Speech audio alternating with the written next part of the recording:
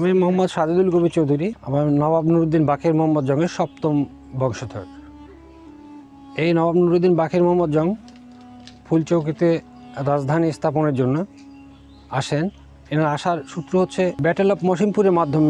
Battle of মসিমপুরে অংশগ্রহণের পরে উনি এখানে আসেন। তারপরে এখানে রাজধানী স্থাপনের পরিকল্পনা গ্রহণ করেন। উনি প্রাসাদ নির্মাণ ছিল, ওনার প্রাসাদ এবং রাজধানী স্থাপনের পরিকল্পনা গ্রহণ করেছিলেন। এই মসজিদটাও ওনার নির্মিত, ওনার পুত্র কামাল মোহাম্মদ শেষ করেছেন। উনি শুরু করেছেন, ওনার পুত্র কামাল মোহাম্মদ শেষ করেছেন। নুরুদ্দিন বাকের জংয়ের প্রাসাদ, জামাল উদ্দিনের ছোট প্রাসাদ, কামাল মোহাম্মদের এটা প্রাসাদ। কামাল মোহাম্মদের পুকুর আছে। এর মাঝে বলে রাখি, অনেকের মাঝে প্রশ্ন আসতে পারে, যদি হয় নবাব তাহলে কোথায় তার রাজধানী? নবাব নুরুদ্দিন মোহাম্মদ বাকের জং বর্তমান রংপুর জেলার মিঠাপুকুর উপজেলাধীন ফুলচৌকি নামক স্থানে রাজধানী করার নিমিত্তে কাজ শুরু করেছিলেন, কিন্তু তা সমাপ্ত করতে পারেননি। তবে তিনি বেশ কিছু দাপ্তরিক, দালান কোট, মসজিদ এবং প্রাসাদের আংশিক কিছু কাজ সমাপ্ত করেন।